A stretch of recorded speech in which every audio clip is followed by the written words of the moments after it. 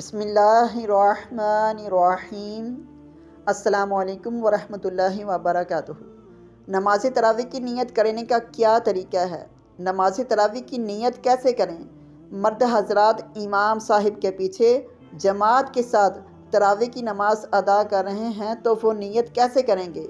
और फिर जो मुअज़्ज़िज़ ख़वातीन घर पर तरावी की नमाज पढ़ेंगी तो वो नियत कैसे करेंगी?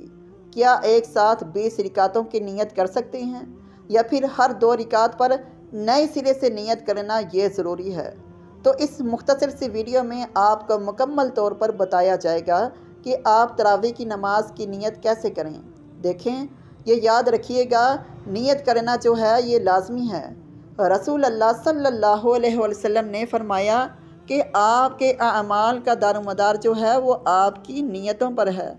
लिहाजा आप जो भी नमाज पढ़ रहे हैं या फिर कोई भी नेक अमल कर रहे हैं तो उससे पहले उस अमल की नियत करना जो है ये ज़रूरी है। अब सबसे पहले ये समझिएगा कि नियत क्या है।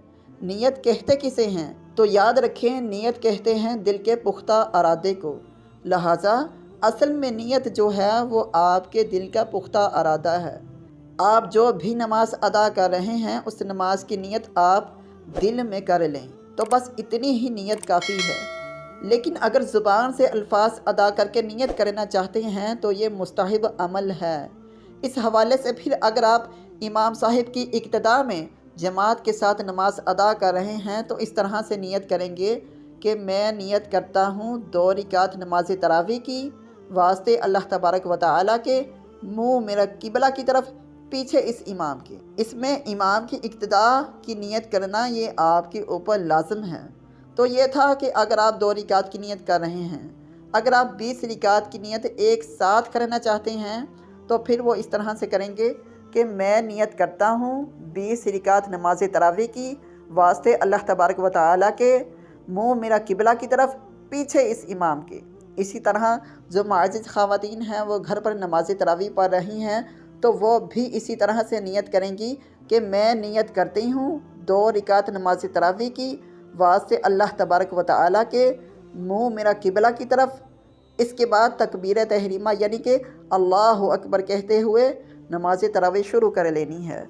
अगर 20 रिकात की नियत एक साथ करना चाहती हैं तो ये भी कर सकती हैं कि मैं नियत करती हूँ 20 रिकात नमाज तरावी की अल्लाह तबारक व तआला के, मुँह मेरा किबला की तरफ। अब आखिर में एक बात जो सुनने के काबिल है वो ये है कि बहुत सारे लोग कंफ्यूज हो जाते हैं कि जी कोई कुछ नियत के अल्फाज बता रहा है तो कोई कुछ बता रहा है।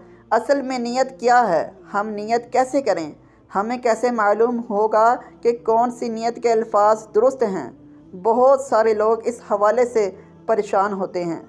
तो ये बात याद रखें, ज़ुबान से अल्फाज अदा करके नियत करना ये कोई ज़रूरी नहीं है। यानी कि आप करेंगे तो आपकी नमाज होगी वरना नहीं होगी, ऐसा नहीं है, बल्कि ये मुस्तहब अमल है। यानी कि कर लेते हैं तो ठीक है, नहीं करते तब भी ठीक है। क्यों? इसलिए कि नियत असल में आपके दिल का पुख्ता इरादा है। जब आपके दिल में ये इरादा है कि मैं नमाज पढ़ने लगा हूँ या फिर कोई भी नेक अमल करने लगा हूँ तो बस यही नियत काफ़ी होगी। इसलिए अगर ज़ुबान से अल्फाज अदा ना भी कर सकें तब भी आपकी नमाज दुरुस्त अदा हो जाएगी। इस हवाले से परेशान होने की ज़रूरत नहीं है।